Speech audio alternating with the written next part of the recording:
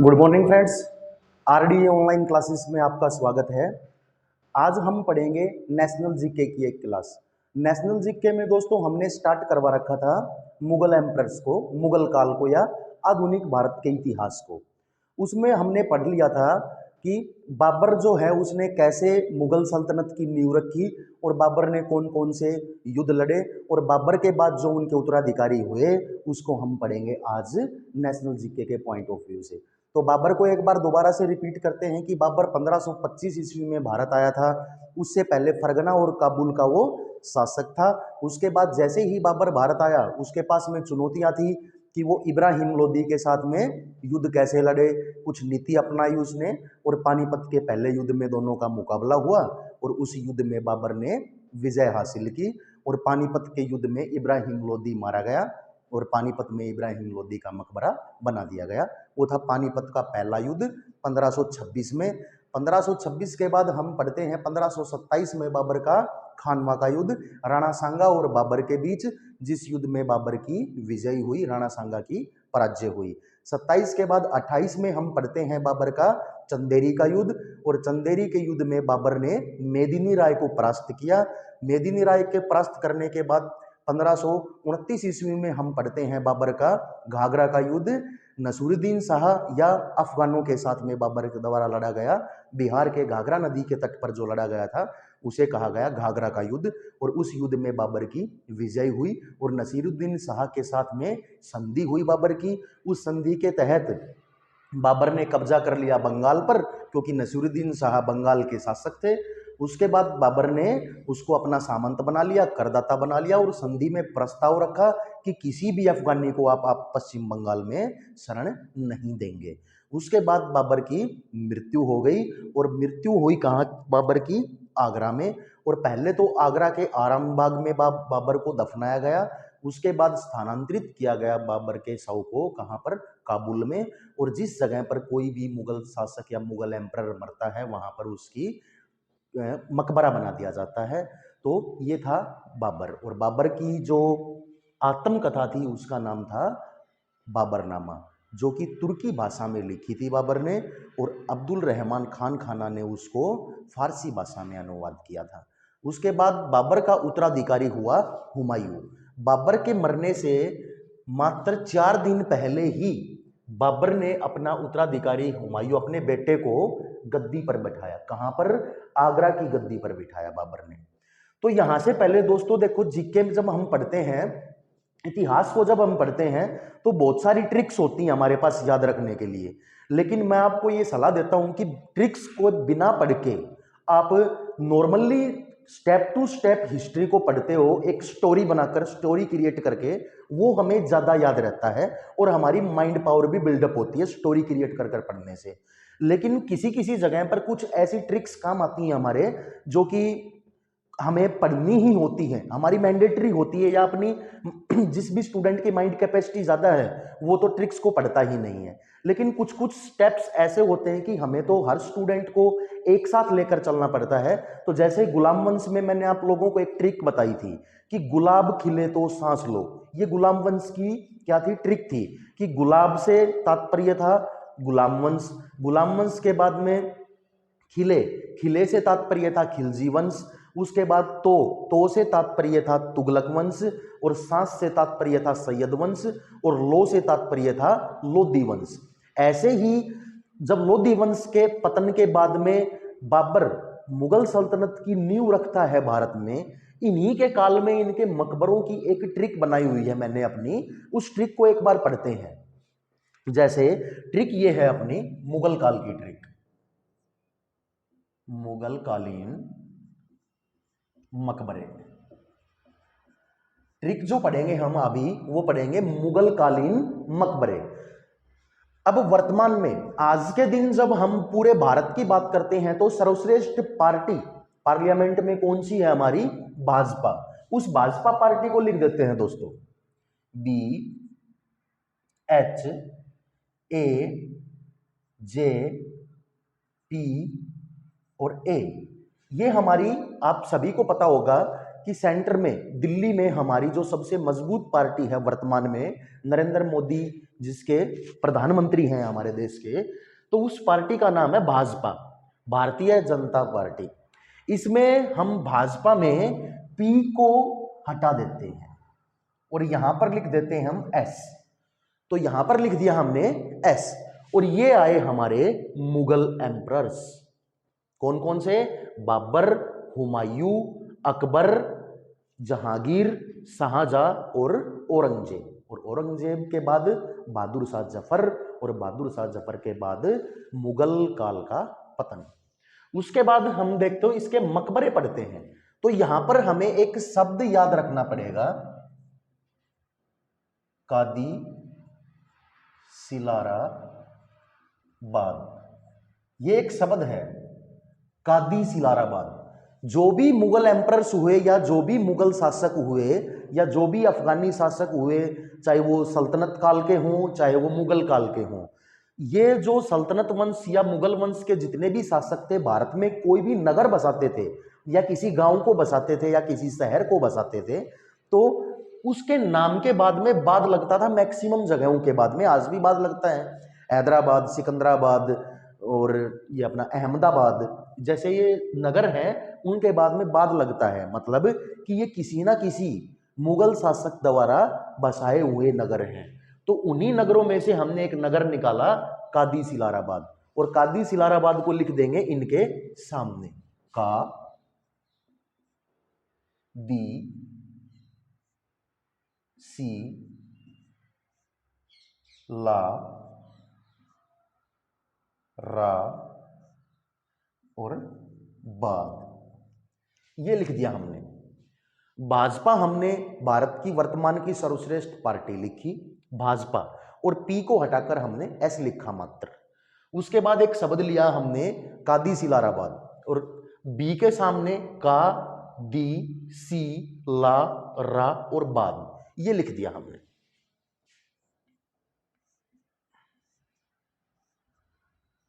ये ट्रिक हमें तब काम आएगी कि जैसे ही जैसे हम इन स्टेप्स को आगे बढ़ाएंगे, इस काल को हम आगे बढ़ाएंगे मुगल काल को, तो बार बार ये चीज रिपीट करने की जरूरत नहीं पड़ेगी कि किसका मकबरा कहां पर बना हुआ है। जो इंसान जहां पर मरता है उसी जगह पर उसका मकबरा बना देते हैं। तो बाबर, बाबर का मकबरा कहां पर है? बाबर को स्टार्टिंग में, शुरुआत में तो आराम बाग में दफनाया गया। उसके बाद बाबर की ख्वाहिश थी कि बाबर का मकबरा कहां पर बनाया जाए? काबुल में, क्योंकि काबुल बाबर की स्वतंत्र रियासत थी, बाबर की राजधानी थी स्टार्टिंग की। तो बाबर की ख्वाहिश के अकॉर्डिंग बाबर का मकबरा, उसके शव को स्थानांतरित किया गया बाद में आराम बाग से, कहां पर? काबुल में। तो का से रिलेट होगा काबुल। उसके बाद हुमायूं, बी से बाबर, बाबर का मकबरा काबुल, हुमायूं, हुमायूं का मकबरा दिल्ली। उसके बाद अकबर, अकबर का मकबरा सिकंदरा। उसके बाद जहांगीर, जहांगीर का मकबरा लाहौर। उसके बाद शाहजहां, शाहजहां के मकबरे को सभी जानते हैं, first wonder of the love, Taj Mahal, और कहां पर है? राफोर, आगरा। और उसके बाद लास्ट मुगल एम्परर औरंगजेब, औरंगजेब का औरंगाबाद। ये इनके मकबरे बने हुए हैं मुगल एम्परर्स के। मकबरे याद रखेंगे हम, बाबर का मकबरा कहां पर है? काबुल में। हुमायूं का मकबरा कहां पर है? दिल्ली में। अकबर का मकबरा कहां पर है? सिकंदरा में। जहांगीर का मकबरा कहां पर है? लाहौर में। शाहजहां का मकबरा कहां पर है? First wonder of love, Taj Mahal, Agra में। और औरंगजेब का मकबरा कहां पर है? औरंगाबाद में। तो इनको याद रखेंगे, ये मुगल एम्परर्स के मकबरे हैं। आई होप दोस्तों आपको ये ट्रिक पसंद आई होगी। अगर ट्रिक अच्छी लगी होगी आपको तो चैनल को ज्यादा से ज्यादा लाइक कर दें एक बार, और सब्सक्राइब भी कर दें। बढ़ते हैं हम थोड़ा सा और आगे मुगल काल में, कि जो दूसरा मुगल एम्परर था, जो शासक बना मुगल काल का, वो कौन था? हुमायूं। दोस्तों जो हुमायूं था, एक प्रसिद्ध शासक या वास्तविक संस्थापक नहीं हो पाया अपने वंश का मुगल काल में।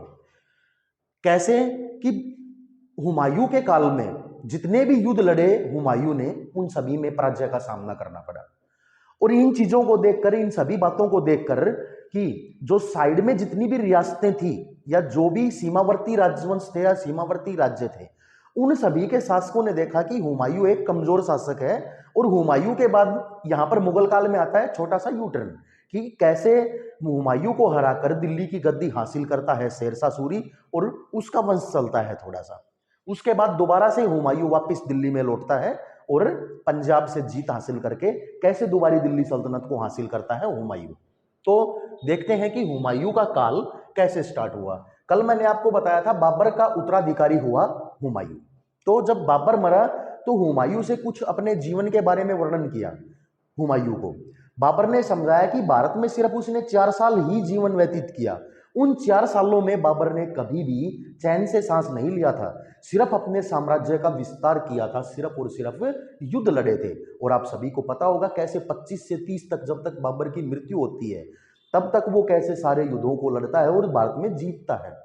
उसके बाद में हुमायूं को मरने से 4 दिन पहले बैठा देता है आगरा की गद्दी पर और हुमायूं को समझाता है कि आपने कैसे शासन करना है, कैसे जीवन व्यतीत करना है, कि जितनी भी रियासतों को मैंने जीता है आप सभी उनको अपने भाइयों में बांट देंगे। तो सेम ऐसे ही हुमायूं ने अपने पिता की आज्ञा का पालन करके जो साम्राज्य विरासत में मिला हुमायूं को, और हुमायूं ने अपने पूरे साम्राज्य को अपने भाइयों में बांट दिया कि आप सभी भी यहाँ पर अपना जीवन निर्वहन करें और अपने साम्राज्य का विस्तार करने में भले ही शासक मुझे बनाया गया हो लेकिन साम्राज्य का विस्तार सभी मिलकर करेंगे। तो काबुल, मिर्जा, मेवाड़ और अलवर जैसे जो महान क्षेत्र थे तत्कालिक उस समय के, ये सभी हुमायूं ने अपने भाइयों में बांट दिए थे। तो जो हुमायूं था इसका नाम था नसीरुद्दीन हुमायूं। और नसीरुद्दीन हुमायूं 1530 को आगरा में गद्दी पर बैठा। 1530 में जब बाबर की मृत्यु होती है, बाबर की मृत्यु के बाद जो गद्दी पर बैठता उसका पुत्र वो होता है हुमायूं। और कहां पर गद्दी में बैठा, यहां पर कंफ्यूजन नहीं होना है कि मैंने आपको बताया था हुमायूं का मकबरा कहां पर है, दिल्ली में। मतलब कभी इनकी राजधानी दिल्ली भी थी लेकिन वर्तमान में जब इसको सल्तनत हासिल हुई उस समय विरासत में कौन सी राजधानी मिली इसको, आगरा। तो आगरा में गद्दी पर बैठा हुमायूं, ये यहां पर कंफ्यूज नहीं होना है कि गद्दी पर आगरा में बैठता है, ये आगरा इसकी राजधानी थी। लेकिन हुमायूं का मकबरा कहां पर बना हुआ है, वो दिल्ली में बना हुआ है। तो इसके पिता के दिशा निर्देशों के अनुसार हुमायूं ने अपने राज्य का बंटवारा अपने 4 भाइयों में कर दिया। यही बात मैंने लिखी यहां पर, पिता के दिशा निर्देशों के अनुसार हुमायूं ने अपने राज्य का बंटवारा अपने भाइयों में कर दिया। कौन कौन से इसके जो इंपोर्टेंट जो राज्य थे वो थे काबुल, कंधार, मिर्जा,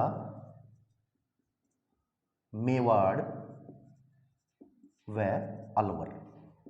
ये जो इसके साम्राज्य का विस्तार था, बाबर के साम्राज्य का जो विस्तार था, इनका राज्य था, इनमें ये महत्वपूर्ण रियासतें थी इनकी, काबुल, कंधार, मिर्जा, मेवाड़ और अलवर। इनको हुमायूं ने अपने 4 भाइयों में डिवाइड कर दिया कि सभी 4 भाई मिलकर अपने साम्राज्य का विस्तार एक सुदृढ़ तरीके से करेंगे। उसके बाद 1533 ईस्वी में हुमायूं ने दीन पनाह नामक नगर की स्थापना की। किस नगर की स्थापना की हुमायूं ने? दीन पनाह नामक नगर की स्थापना की। इस वर्ड को हम इसी चैप्टर में दोबारा फिर पढ़ेंगे कि जब हुमायूं की मृत्यु होती है तो दीन पनाह शब्द दोबारा से रिपीट होता है। तो यह शब्द हमें याद रखना पड़ेगा कि 1533 ईस्वी में हुमायूं ने किस नगर की स्थापना की थी? दीन पनाह की स्थापना की थी। अब आते हैं हुमायूं के युद्धों के बारे में कि चौसा का युद्ध। जो सबसे पहले हुमायूं ने युद्ध लड़ा वो कौन सा था? देवगिरी का युद्ध। और देवगिरी के युद्ध में भी हुमायूं को पराजय का सामना करना पड़ा था। उसके बाद आते हैं हुमायूं के 1539 में महत्वपूर्ण जो मुकाबला था वो हुआ शेर खान के साथ में।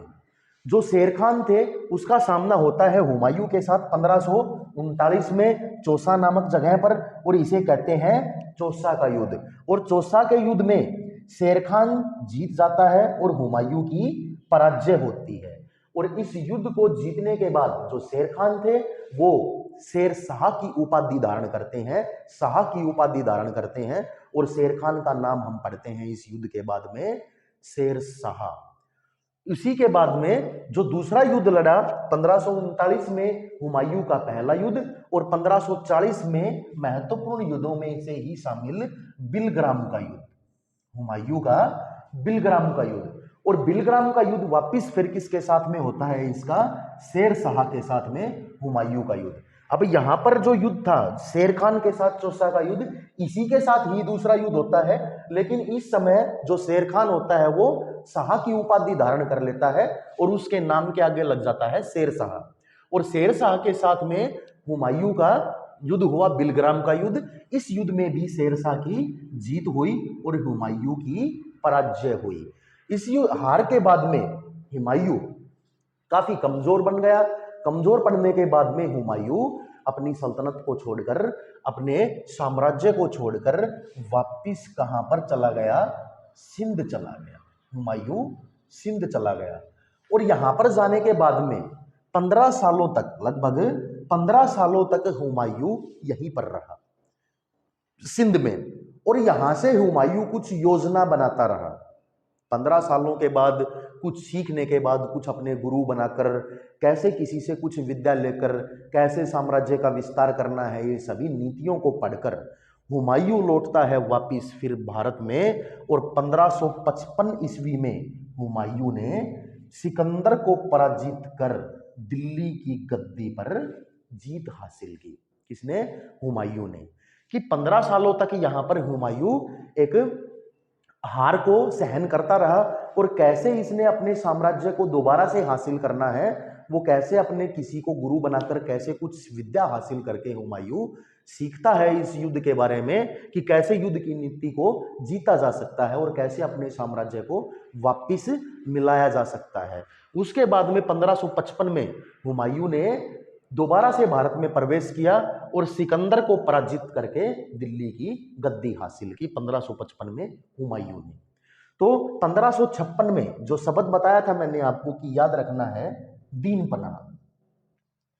दीन पनाह नामक नगर हुमायूं ने ही बसाया था और इसी नाम से था पुस्तकालय, लाइब्रेरी बोलते हैं हम जिसको।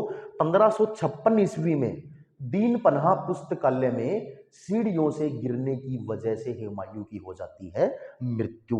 तो हुमायूं की मृत्यु कब होती है? 1556 में। कहां पर? दीन पनाह पुस्तकालय में। और सीढ़ियों से गिरकर इसकी मौत। तो जो ये पुस्तकालय था ये कहां पर था? दिल्ली में। दीन पनाह मुख्य ये पुस्तकालय कहां पर था? दिल्ली में। तो हुमायूं किसकी गद्दी पर बैठता है, किस स्थान पर गद्दी पर बैठता है? तो आगरा में गद्दी पर बैठता है हुमायूं। लेकिन जब हुमायूं की डेथ होती है तो दीन पनाह नामक जो नगर बसाया था इसने, दीन पनाह पुस्तकालय में सीढ़ियों से गिरकर इसकी मृत्यु होती है। कहां पर? दिल्ली में। तो मैंने आपको बताया जहां पर भी एम्परर की मृत्यु होती है वहां पर उसका मकबरा बना देते हैं। इसीलिए मैंने आपको बताया कि हुमायूं का मकबरा कहां पर बना हुआ है? दिल्ली में बना हुआ है। अब हुमायूं जो था, बाबर की जो हमने आत्मकथा पढ़ी थी वो पढ़ी थी हमने बाबरनामा। और हुमायूं बाबर के नाम से ही बाबरनामा, हुमायूं की आत्मकथा हुमायूंनामा इसके नाम से ही। किसने लिखी थी ये? गुलबदन बेगम ने लिखी थी हुमायूंनामा। आई होप दोस्तों आपको ये क्लास अच्छी लगी होगी। जो एक दो ट्रिक्स बताई हैं आज आपको वो ट्रिक्स भी पसंद आई होगी। अगर दोस्तों आपको ये क्लास अच्छी लगी है, जिसके साइड में हमारी जो क्लास चल रही है सीईटी की चल रही है, हरियाणा जी के पढ़ते हैं जिसमें हम, और इंग्लिश की क्लासेस चल रही हैं, मैथ्स, रीजनिंग। दोस्तों मैं आपको एक अनाउंसमेंट करना चाहता हूं आज कि जल्द से जल्द हम अभी 1-2 दिन में साइंस की वीडियोस और अपलोड करना स्टार्ट करेंगे। आई होप आपका जो रेस्पॉन्स हमें मिला है उससे हम साइंस की वीडियो और ज़्यादा प्रोवाइड करेंगे आपको। फिजिक्स, केमिस्ट्री और बायो तीनों क्लासेस आपको टाइम टू टाइम अपलोड होती रहेंगी। आपका जो डी ग्रुप का, रेलवे डी ग्रुप का जो एग्जाम है उसके लिए हमने एक स्पेशल बैच चलाया है, उसकी भी वीडियोस आपको टाइम टू टाइम अपलोड होती रहेंगी। अगर आपको हमारी ये सभी वीडियोस पसंद आई समझ में आया अच्छे तरीके से तो चैनल को ज़्यादा से ज़्यादा लाइक कीजिए, शेयर कीजिए, कमेंट्स कीजिए और अगर जो भी न्यू व्यूअर्स हैं हमारे चैनल को सब्सक्राइब कीजिए, साथ में बेल आइकन जरूर प्रेस करें ताकि जो नई वीडियोस हमारी डलेंगी उसमें सबसे पहले नोटिफिकेशन आपको मिले। Thank you.